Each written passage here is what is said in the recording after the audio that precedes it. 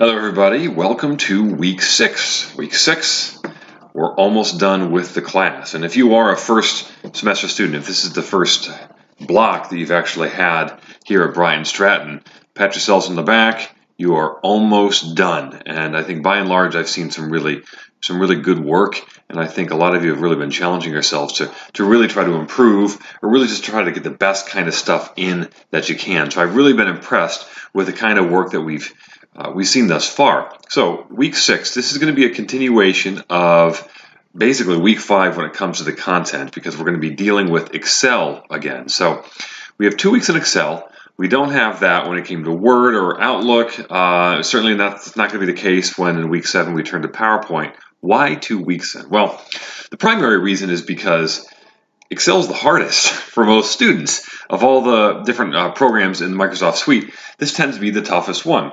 It also has a lot of really specific stuff you can do with it. So last week we were spending a lot of time on charts and graphs and how do we put those together and how do we generate these visual representations of data. And hopefully you got a lot out of that. And there's a lot that you can do that we never even cover. I mean, we're just scratching the surface, to be honest. When it comes to this week, we're going to turn to another key element of Excel, and that's formulas and functions. So this is really when a lot of my students who are more kind of math oriented or numbers oriented say, yay, hey, this is pretty cool, because this really shows you what Excel can do when it comes to numbers, when it comes to things like additions and averages and other kinds of more complex formulas. Excel will do a lot of the work for you. It's almost like it's got its own internal calculator, and a pretty complex one at that. And so this week we're going to be spending some time focusing in particular on 3 different kinds of functions that Excel can do. One is sum, and that's one that many of you probably have already used before in Excel if you have Excel experience, the auto sum function, where you're able to just add data in a variety of different columns or rows. Pretty straightforward, but really nice to know how to do that. And there's more than just hitting the auto sum button. You can do lots of different things. Averaging is another one we're going to be working on. And then if you have some background in maybe logic, those of you who are bachelor students who you probably take a logic course here at Bryant Stratton. I used to teach that course, and you do a lot of functions like if-then statements. That's part of deductive logic, and so we will do some if statements or if-then statements when it comes to formulas in Excel. So that's what we're going to be focused on, but I think you're going to get a lot out of this. There's a lot here. Just be very mindful that Excel, while it can be a time saver, it's not always that forgiving.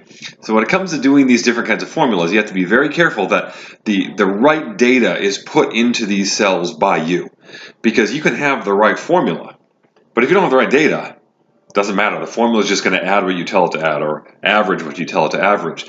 The same thing goes kind of the flip side, though. If you have the right data, but you maybe make a mistake in writing one of your formulas, the whole thing can be thrown off. So when you go through the sum, average, and if function assignment, make sure you just walk step by step. Don't miss anything. What you're going to do is, there's no starting file here. You're just going to open up a blank spreadsheet, and you're going to follow those directions to the letter and make sure that you get all the data in the way it's supposed to be. If you don't, that's really how things can snowball fast, and you can mess up pretty easily. So it's not a hard assignment per se, but at the same time, it is easy to forget something or to kind of go down a wrong path or something like that. The other thing we're going to be doing this week is, again, a kind of a continuation from last week, and that is the ACT assessment. So you did some practice questions last week, and you might be thinking, why am I doing this? Or you might know from one of your other classes, maybe COM or one of your social classes, that there is this ACT assessment that all of our students at Bryant Stratton do. You're going to do one of the elements. This is more of an information literacy element in this class. So you did some of those practice questions last week. This week we're going to actually take the official test. Now, I want to just let you know something right out of the gates. Don't worry too much if you can't answer all the questions properly or you have to guess. There's questions that are everything from high school level to doctoral level questions here. Most of our students are probably in the middle of the pack when it comes to a grade at the end. All the grades, though, are going to be averaged up, okay? The point is getting through this, doing the best you can knowing that if you do all the different ACT assessments throughout your time here at Bryant Stratton, you do get a certification at the end, which is very helpful. But I don't want you to overthink it. I don't want you to freak out about this. Do the best you can, and whatever the grade is you have at the end, it's going to be better than that, so don't worry too much about that. So we're going to be working on that, and then there's going to be an added reflection on the ACT assessment that you're going to do, and that's pretty straightforward. You're just going to basically tell us your thoughts, what worked, what didn't, kind of how were you feeling when you went through the whole thing. The big thing, though, this week is Excel. We're going to continue on with Excel. So try to get into the discussion board earlier if you can. A lot of you have been trying to do that, and that's been very helpful. I think it's made our discussions much more fruitful overall. And really do your best to try to respond to other students. Like everyone has to have at least 3 replies. Many of you go far beyond that, which is wonderful. But make sure you're making replies in other students' threads if you can. It's great if you want to reply to my comments or other students' comments to your original post. That's fine.